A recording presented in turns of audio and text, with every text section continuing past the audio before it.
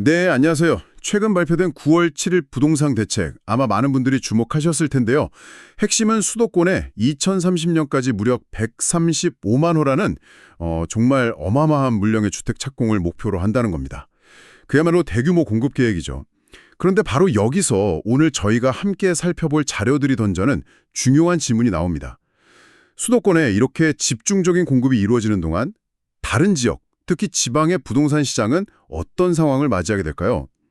공유해 주신 기사 발췌 내용하고 박유석 교수 인터뷰, 이걸 통해서 이 정책이 가져올 파장, 또 그 이면에 숨겨진 문제점, 그리고 어떤 해법들이 나오는지 좀 깊이 있게 들여다보겠습니다. 이번 분석의 목표는 분명합니다. 수도권 공급 확대라는 이 거대한 계획의 세부 내용을 먼저 파악하고요. 이게 자료에서 지적하는 지방시장의 어려움, 소위 삼중고라고 하던데요.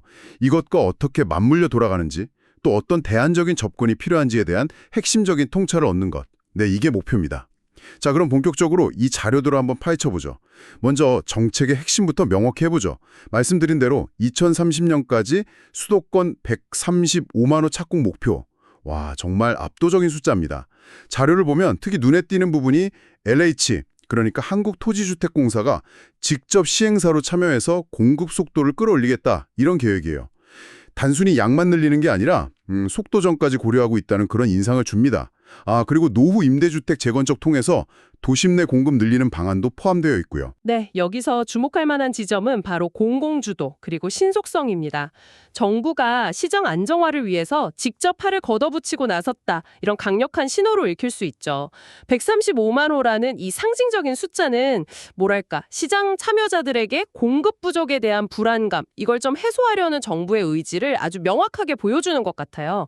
단순한 주택 건설 계획을 넘어서서 정책의 방향성을 제시하는 그런 메시지라고 해석할 수 있습니다. 공급을 통해서 시장을 안정시키겠다, 이런 의지의 표명인 셈이죠. 그런데 바로 이 지점에서 자료들이 제기하는 문제가 등장합니다. 수도권에 대한 이런 대규모 처방이 내려지는 동안 지방 부동산 시장은 이미 심각한 침체를 겪고 있다는 거죠. 자료에서는 이걸 삼중고라는 표현으로 요약하는데요. 미분양 주택은 계속 쌓여가고 매매는 거의 이루어지지 않는 거래 절벽, 이게 현실화되고 있고 결국 주택 가격마저 하락하는 악순환에 빠져 있다, 이런 분석입니다. 수도권의 공급 확대 열기하고는 정말 정반대의 냉기가 지방시장을 감싸고 있다는 건데 이 온도 차이가 상당해 보입니다. 그렇죠. 이 상황을 좀 더 넓은 시각에서 보면요. 문제는 전국에 거의 동일하게 적용되는 금융 규제에서 비롯될 수 있다, 이런 지적이 나옵니다. 예를 들어서 대출 총량 규제라든지 LTV 같은 규제들이 있잖아요. 이게 지역적 상황 고려 없이 일률적으로 적용될 때 이미 거래가 위축된 지방에서는 실수요자, 그러니까 정말로 집이 필요한 사람들의 구매 능력마저 제한할 수 있다는 우려가 제기되는 것이죠.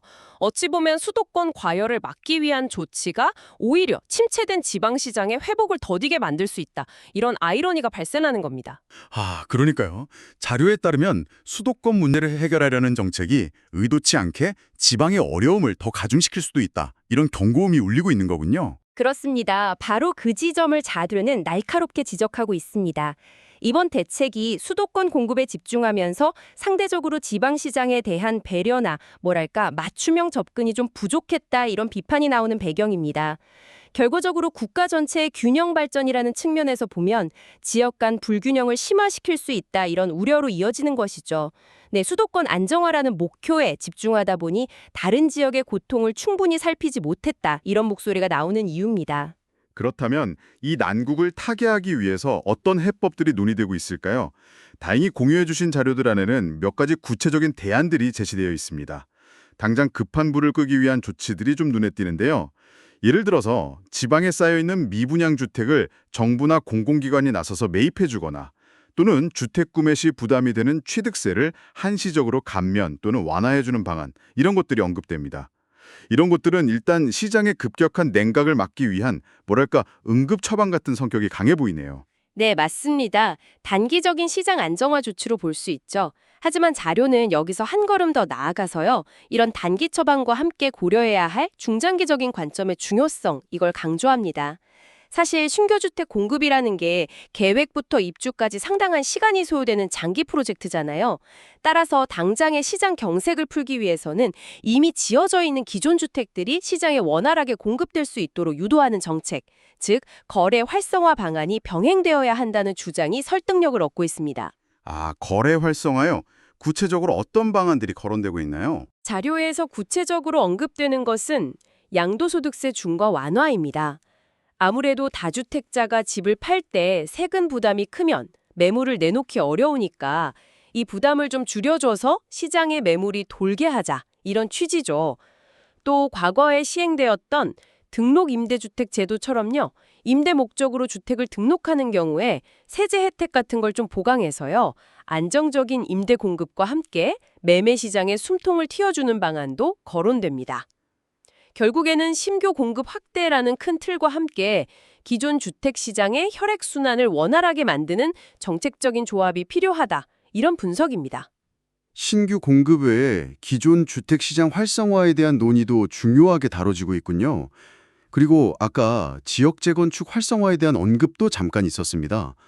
대전 둔산지구가 잠재적 후보지로 예시되기도 했는데 흥미로운 점은 자료에서 아직 정부가 공식적으로 특정 지역을 선도지구 같은 걸로 지정 발표한 건 없다.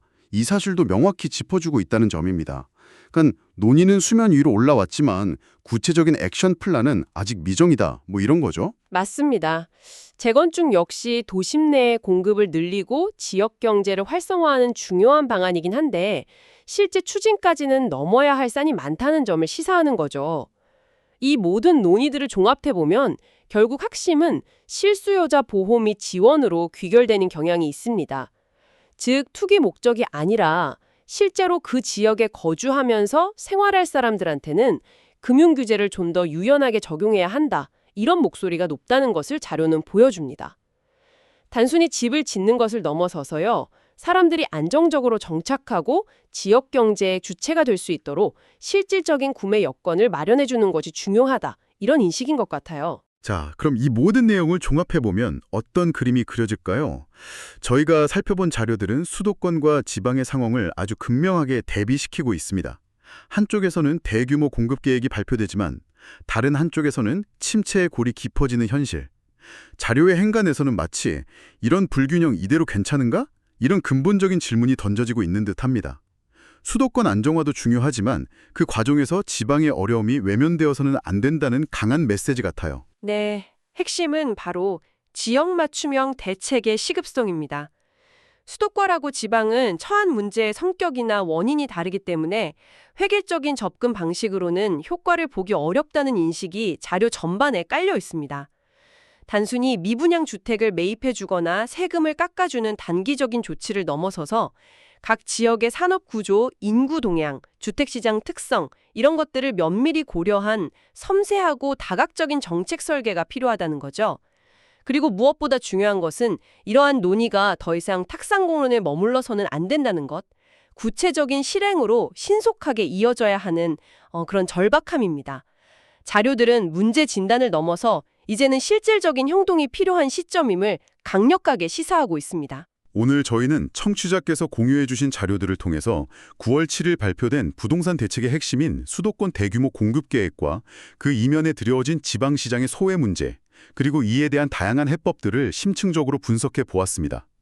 정부 주도의 135만 호 공급 목표, 지방의 미분양 증가, 거래 절벽, 가격 하락이라는 삼중고, 그리고 이걸 완화하기 위한 미분양 매입, 취득세, 양도세 완화, 등록 임대 혜택 보완, 또 실수요자 중심의 금융 지원 등등 맞춤형 대책의 필요성까지 주요 쟁점들을 꼼꼼하게 짚어봤습니다. 네, 이 문제는 단순히 부동산 시장의 등락을 넘어서서 우리 사회의 오랜 과제인 국토 균형 발전이라는 더 큰 그림과 맞닿아 있습니다.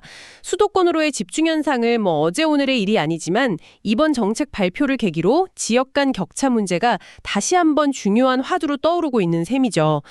여러분께서 지금 살고 계신 지역 혹은 관심을 두고 있는 지역의 상황에 오늘 나눈 이야기들을 한번 대입해 보시면 어떨까요?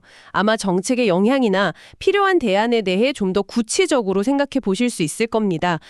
우리 동네에는 이 정책이 어떤 의미일까? 정말 필요한 지원은 무엇일까? 이런 식으로요. 마지막으로 오늘 분석한 내용을 바탕으로 한 가지 더 깊이 생각해 볼 만한 질문을 던져드리고 싶습니다. 자료에서 제시된 미분양 해소, 세금 감면, 금융 지원 이런 것들 분명 필요한 조치들입니다. 하지만 근본적으로 지방에 활력을 불어넣고 사람들이 모여들게 하려면 부동산 관련 대책만으로는 좀 한계가 있지 않을까요? 자료에서는 직접적으로 깊게 다루진 않았지만 예를 들어 양질의 일자리 창출이라든지 교육 및 문화 인프라 확충, 교통망 개선 같은 것들, 그러니까 지역의 매력도를 높이기 위한 다른 분야와의 정책적 연계는 어떻게 이루어져야 할까요? 오늘 함께 살펴본 내용들을 토대로 부동산을 넘어선 진정한 지방 활성화의 길은 무엇일까?